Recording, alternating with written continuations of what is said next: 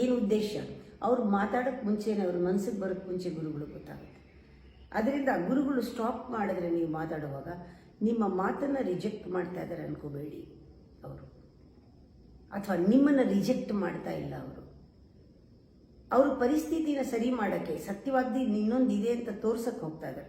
ಗುರು ಮಾತ್ರ ಹಾಗೆ ಮಾಡೋಕ್ಕೆ ಸಾಧ್ಯ ಇದೆ. ಅದಕ್ಕೆ ಗುರು ಏನಾದ್ರು ನಮ್ಮ ಮಾತನ್ನ ಸ್ಟಾಪ್ ಮಾಡಿದ್ರೆ ಅಥವಾ ಮಧ್ಯದಲ್ಲಿ ಮಾತಾಡ್ತಿದ್ದಾಗ ನಿಲ್ಲಿಸಿದ್ರೆ ಹೌದು ಏನೋ ಒಂದು ಉದ್ದೇಶ ಇದೆ ಅನ್ಕೋಬೇಕು. ನಾವು ಹೇಳ್ತೀವಿ ನಾವು ಮಾತಾಡೋದು ಕೇಳೋದೇ ಇಲ್ಲ ಅವರೇ ಮಾತಾಡ್ಕೊಂಡು ಹೋಗ್ತಿರ್ತಾರೆ. ಅವ್ರಿಗೆ ಗೊತ್ತು ನೀನು ಎಲ್ಲಿಂದ ಮಾತಾಡ್ತಿದ್ಯಾ, ಇದು ಮಾತಾಡಿದ್ರೆ ಪ್ರಯೋಜನ ಆಗೋದಿಲ್ಲ, ಉತ್ತರ ಸಿಗಲ್ಲ, ಸೊಲ್ಯೂಷನ್ ಇಲ್ಲ ಅಲ್ಲಿ.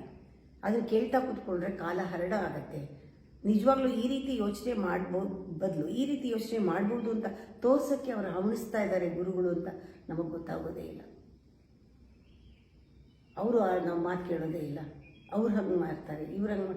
ಗುರುಗಳನ್ನೇ ನಾವು ಪ್ರಶ್ನೆ ಮಾಡ್ತೀವಿ. ಗುರು ಕೈಲಿ ಮಾತ್ರನೇ ನೀವು ಮಾತಾಡೋಕ್ಕೆ ಮುಂಚೆ ನಿಮ್ಮ ಮನಸ್ಸಿನಲ್ಲಿ ನಿಮ್ಮ ಆ್ಯಟಿಟ್ಯೂಡ್, ನಿಮ್ಮ ಸ್ವಭಾವ ಅರ್ಥ ಆಗೋಕ್ಕೆ ಸಾಧ್ಯ. ಅವನು ತನ್ನನ್ನು ತಾನು ನೋಡ್ಕೊಳ್ತಾ ಇರ್ತಾನೆ, ಸದಾಕಾಲ ನೋಡ್ಕೊಳ್ತಾ ಇರ್ತಾನೆ. ಯಾರು ತನ್ನನ್ನು ತಾನು ನೋಡ್ಕೊಳ್ತಾರೆ ಅವ್ರಿಗೆ ಗೊತ್ತಾಗುತ್ತೆ.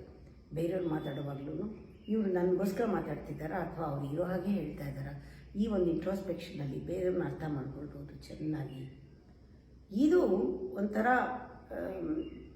ಇದಕ್ಕೆ ತುಂಬ ಕಾಮಾಗಿರೋ ಮೈಂಡ್ ಬೇಕು, ಕಾಮ್ ಮೈಂಡ್. ಆಮೇಲೆ ಬಾಡಿ ರಿಲ್ಯಾಕ್ಸ್ಡ್ ಆಗಿರಬೇಕು, ಕೂತ್ಕೊಳ್ಬೇಕು, ಚಿಂತನೆ ಶುರು ಮಾಡಬೇಕು. ಆತ್ಮಚಿಂತನೆ ಅಂದರೆ ಇದೆ. ಆಮೇಲೆ ಪರಮಾತ್ಮನ ಚಿಂತನೆ ತಾನೇ ಬೆಳಗ್ತರ ನುಗ್ಕೊಂಡು ಬರುತ್ತೆ. ಯಾಕೆಂದರೆ ನಾವು ಸತ್ಯದಲ್ಲಿ ಯೋಚನೆ ಮಾಡೋಕ್ಕೆ ಶುರು ಮಾಡಿದಾಗ ಪರಮಾತ್ಮ ನಮ್ಮ ಮೂಲಕ ಯೋಚನೆ ಮಾಡೋಕ್ಕೆ ಶುರು ಮಾಡ್ತಾನೆ.